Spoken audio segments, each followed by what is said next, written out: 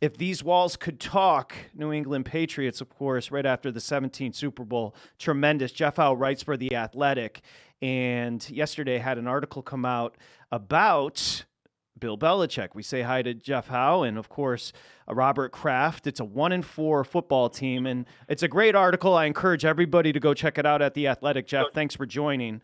And you mentioned if you think that the Shula record of 347, as Belichick sets on 330, is within his grasp and he can just do whatever to get to that point, you're saying don't think that Robert Kraft subscribes to that theory.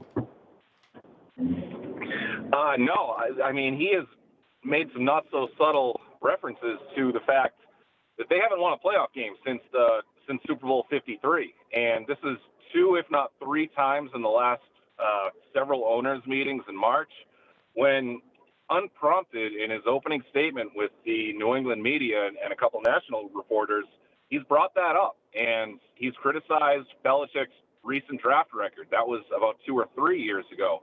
And cited the need for change in their draft process, and there have been some changes there. But, ultimately, they're 1-4.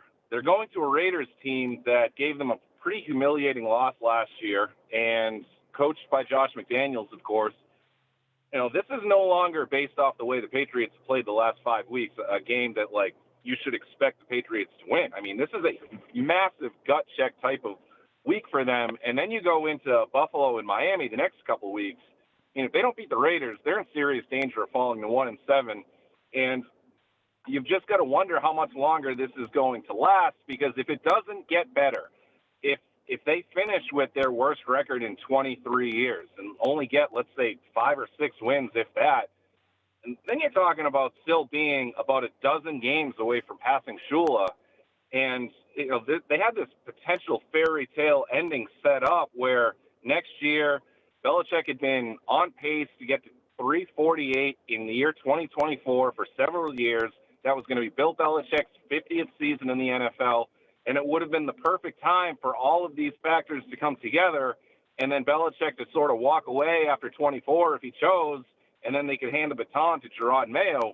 But if they're limping to this finish line at 348, and you start spinning it ahead to 2025, and you wonder, what is the value of chasing after that record if you're not winning the games in the shorter span, which has been their message for the better part of 2.5 decades? Jeff, when you look at Bill Belichick, what is the perception with players currently on this roster that surround this team, and the fact that Robert Kraft is 81 years old, and I'm sure he'd like to get back to another Super Bowl even without Tom Brady? Yeah, absolutely. Oh, that's something that absolutely drives him. And starting small, he just wants to win a playoff game. I mean, host a playoff game. Do something other than get blown out by the Buffalo Bills in the wild card round. The standard is still extremely high. As for the players' perception of Belichick, he's still extremely highly regarded. There were some issues last year when people gave a side eye to Belichick and Patricia and the coaching staff and what they did to the offense and the way that they sort of alienated Mac Jones. But, I mean, bottom line is, when some of these free agents are signing veteran guys, who had opportunities to play elsewhere, they've brought up Belichick as a deciding factor for wanting to still play for the Patriots. So he's still got that attraction. But I think 2 things can be true here. You can still want to play for Belichick. You can still highly respect his game and his defensive mind and the way that he can lead a room. And you can, on the other side of it, still question whether or not this message is getting through, because you're 1-2 and you're going into Dallas, which is a game that you're certainly going to have your team's attention. You're playing essentially in front of a national audience, and you get completely blown out. Now, maybe you can chalk that up to saying, all right, well, Dallas is just a better team at this point in time. But then you spin that forward and you go into that Saints game, and it is as one-sided can be against a very comparable Saints team that was going through some offensive struggles of their own and got embarrassed on home field. And that's not something Robert Kraft takes lightly. Jeff Howe joining us, The Athletic. He wrote the article, If You Think the Patriots owner Robert Kraft wouldn't fire Bill Belichick, you're wrong. Also the book, If These Walls Could Talk, about the New England Patriots, here on Sharp Money. We ask if the game has passed Belichick by, or that's been posited many times. How about this, Jeff? 4th and 3, Saints 40-yard line, down 24-0, and he punts the ball. In some respects, that's insubordinate. You can't punt there. Why is he punting, and do you believe the game has passed him by? Well, I could sit here with 4 hours for 4 hours talking about that type of topic with you guys. But, I mean, in terms of punting on 4th and 3, I mean, there's just at some point, like, you can, you know, there's always going to be that anti-analytics crowd or that old school way of thinking where you say, hey, you know what, sometimes you just got to trust the way that things had worked for so long and whatever. But in that situation, you're not 24-3. I don't care what analytics say or whatever anything else says. You got to show your team that you have some trust that they can get 3 yards and maybe mount a comeback. I mean, I don't really understand the logic behind that decision. But then you talk about has the game passed them by. I mean, that's a tough one because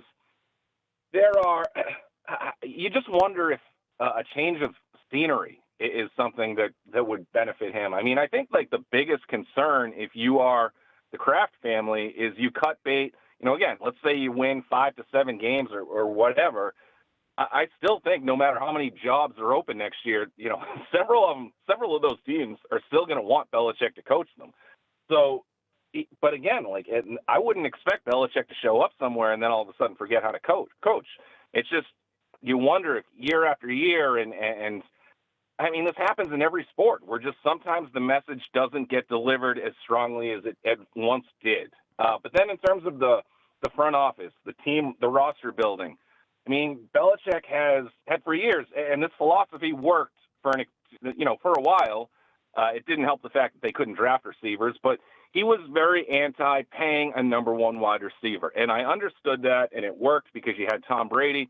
But now you've got teams that are investing big-time assets on number one wide receivers, and the Patriots have outright refused to do it. And, you know, there's a lot of heat on Mac Jones right now, deservedly so. But he doesn't have a lot of help around him. And, you know, you look at a different scenario. You got Jalen Hurts. The Eagles drafted him in the 2nd round. They put him behind probably the best offensive line in football. They used a 1st-round pick on Devontae Smith, and they used a 1st-round pick to trade for A.J. Brown. And now all of a sudden you've got this incredible support staff around him, and you've got a great offensive-minded coach in Nick Sirianni. And this is just, it's a better situation for a young quarterback to grow and develop and to learn on the fly, whereas Mac Jones is playing behind quite possibly the worst offensive line in the NFL, something that's been brewing for quite a while. The skill pieces aren't there. You know, a lack of investment in the tight end position really until free agency 2.5 years ago had more than caught up to them in the post-Gronkowski years. And it's one thing after another where, you know, I wrote a story before the 21 draft, and this was when I was still covering the Patriots on a full-time basis.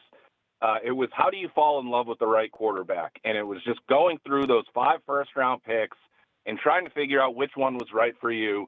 And if there's a guy in that class where you have to think seriously about trading up for in the draft and the cost that would take. And I spoke with Louis Riddick for this story, and he said something that's really stuck out with me quite a bit, and it was actually something that I revisited a couple weeks ago on a different story. When you draft a quarterback and then you kind of cycle through a few years and that guy gets labeled a bust, well, all of this blame all of a sudden gets put on the player's shoulders.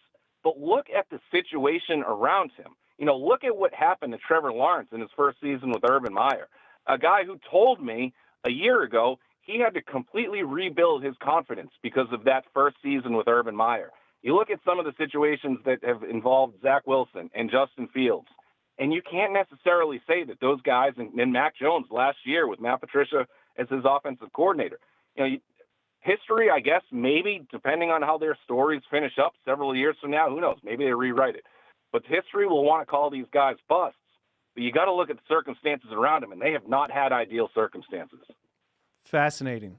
Jeff Howe, Jeff P. Howe on Twitter. It's a great article, the Kraft-Belichick relationship. I encourage you to check it out. The other articles as well, they're at The Athletic and the book, If These Walls Could Talk.